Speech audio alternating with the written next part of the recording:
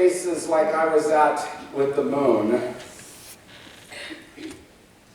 it's so easy to see the moon that sometimes we don't see around the moon.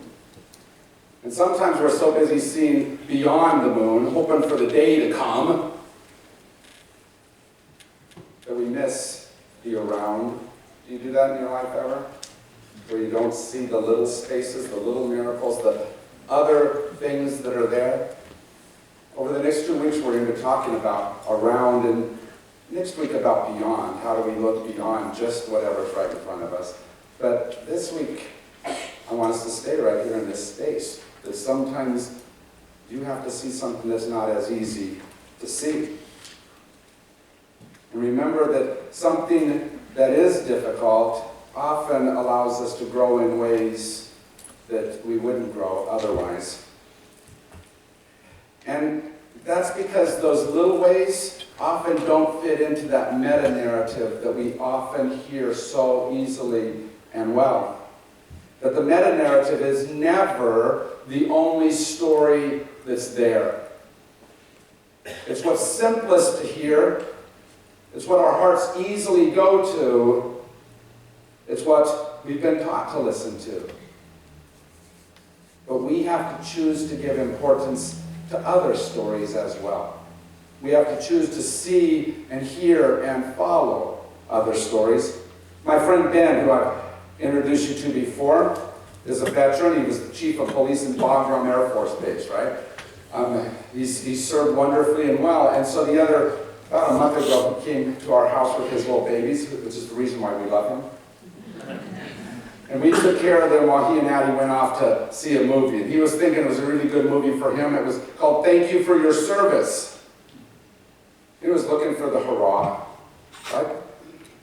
And that's not quite the story that was there. So he came back disappointed, because it's kind of the way it was about how we don't quite thank people for their service. How we overlook or make it hard for them to come back into. But how many of you have ever looked for the hurrah? That story that you want to hear, and you were so busy seeing that it wasn't there that you didn't see the story that was.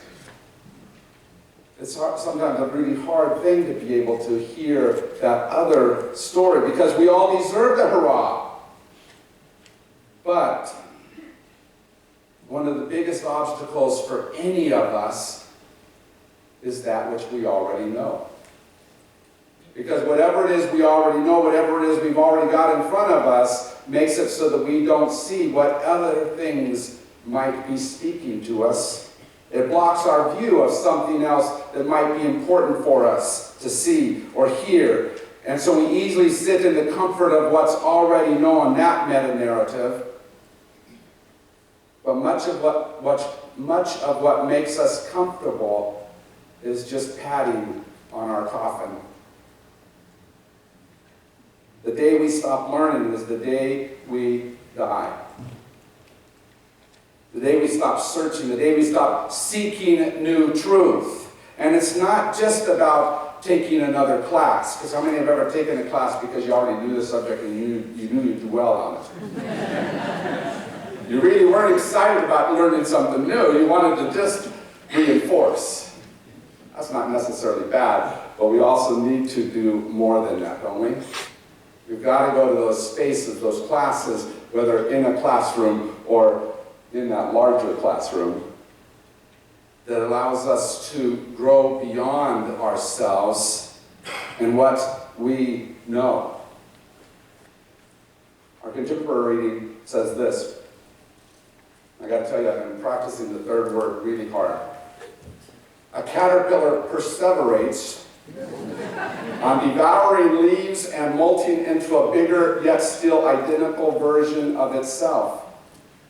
One could not grow wings and fly, however, without first entering a chrysalis and allowing the known self to dissolve into interrelationships at the heart of the cycle of life. Now, I'm not talking down caterpillars. They're wonderful little animals. And I don't know what happens in them that makes it so that they stop that job they have, which is to eat. I don't know what changes that says try a different thing, but at some point something clicks that says go into that chrysalis. And they listen. And out of that moment of hearing and following a different path, they change into something I really appreciate. I love those butterflies fluttering around. But I love that that caterpillar heard something that allowed it to happen. In order to make a shift, we have to know that there are different ways of acting. We have to know that there are different ways of searching. That the meta story that we know and hear all the time isn't the only one there is to listen to or to follow. But you know this if you have more than one child. Because no matter how much you listened to the meta story the first time, you realized that you didn't have to listen to at least parts of it, didn't you? And that parts of it wouldn't be helpful with this second child, or maybe even just with you. And you had to hear and follow differently. Our story from Mark talks about some of the different ways you can search. Jesus went off to search. The disciples came to search for him. And did you hear what they said? Everybody's searching for you. I think those disciples were, those everyone, I think they were listening to the meta story. They were listening to what they wanted Jesus to be and said, come on back and be that some more with us. And the disciples decided to listen to that story and make Jesus come back. But Jesus was listening to a different story than the meta story. He was trying to see and find a different path, a road not taken. Oftentimes we mistake the name of that poem and say it's the road less traveled. But the title of the poem is The Road Not Taken. As we look at those two roads, we don't want to just look and see which road we take. We also want to decide, intentionally choose which road not to take. Because this other road is a good path. If you hear that poem, I love the way he looks down that path as far as it can go. And tries to decide, is that right? The problem is, you're probably like me when I'm running. I don't want to stop to decide which path to go on. I want to just keep going. Which means sometimes I go down a path and I go, uh-oh, this wasn't the right way. And I have to go backtrack and find a different way. This is about stopping and looking at both paths and intentionally deciding where to go. Not just because it's the easy meta-narrative, or even just because it's the road less traveled, and I'm that kind of person that I always choose that kind of path. It's about intentionally stopping and hearing in that moment the voice that calls us to be on whatever path the voice is calling. It's about being in that moment of spirit and hearing that voice. Why didn't Robert Frost go down that road? We don't know. Why did he choose this road, this path? We don't know. But he stopped. And for whatever reason, he took the one that made all the difference in the world. Good difference, bad difference, we don't know. But he thought. And he heard a voice that sent him one direction. John Cougar was on Colbert this last week, singing a song called Easy Target. He says, who are we to kid? Here's an easy target. Let the poor be damned and the easy targets too. All are created equal, equally beneath me and you. Baby, me and you behind the bars that keep us apart. Easy targets. Our nation's broken hearts. We easily break each other's hearts when we just go into the fray thinking, I gotta be here. But when we take what I think is the hard choice, the choice of choosing love, we find ways to walk on a road that isn't always simple, isn't always easy for us to walk or want to walk on, but that ultimately leads us outside of just the meta-narrative we have, whatever that story says, and into the place where Spirit is drawing us. And it's so easy to take that other road, whatever that other road is, but Spirit draws us to love.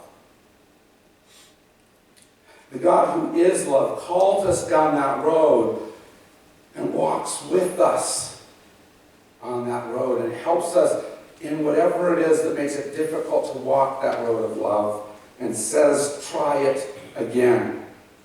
But to find it, we must search diligently around us, seeing the little stars that are hidden behind the bright shining light of some moon, and seeing the road lamps that lead that way. That's why I'm celebrating today, because this week, Thursday in particular, I got to sit at a big celebration, which was the end of a long road of making sure we have justice for our neighbors here in Tucson, a legal clinic for immigrants. And we've done a lot of work with immigration being against someone else. But one of the things that I love about what justice for our neighbors is, it's a choice for the immigrant. And I love the work that Scott's doing and that Jenny's doing to make sure that we are there for these folks to help them to find a path forward.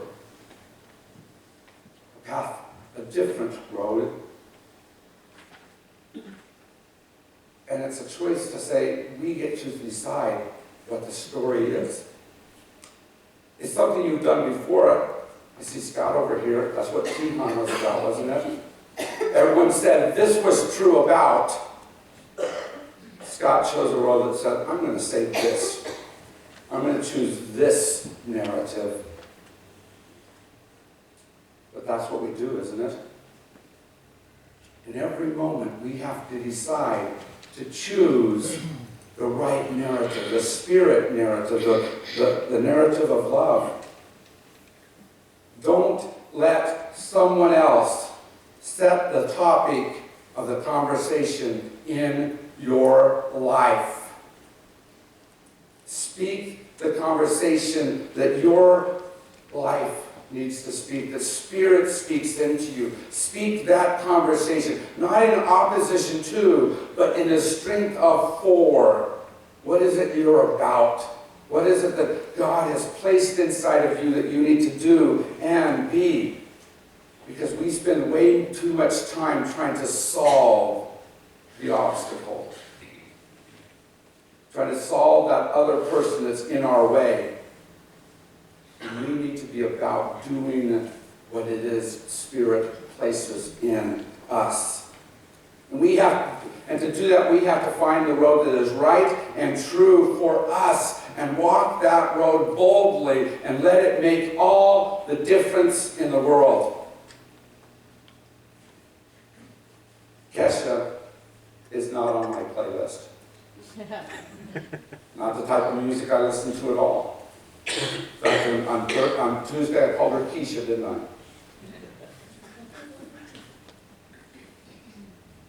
But this song is an amazing song. She sang it at the Grammys, and if you have not seen it, go and see it. It's a great thing. She's surrounded by a bunch of powerful women. Because they are there because in this story, she's telling her story. A story of how she'd been abused physically, sexually, financially abused. And she chose to speak about that. And you know how we often speak in those kind of places about how I'm going to knock that monster down. What I'm going to do against them. But she searched around for what could be. And here's what she said. You brought the flames and you put me through hell. I had to learn to fight for myself, and we both know all the truth I could tell, I'll just say this is, I wish you farewell. I hope you're somewhere praying. I hope your soul is changing. I hope you find your peace, falling on your knees, praying. See, we often slap that other person, but she says, I choose love. We often fight the fight that abuser wants to fight. She has the courage to say, I'm walking my path, and I pray that God does every wonderful thing for you as well. What courage does it take to move into that type of space and not give that abuser power to continue to speak the narrative of your life? She chose to speak her own narrative. And so should we. Amen.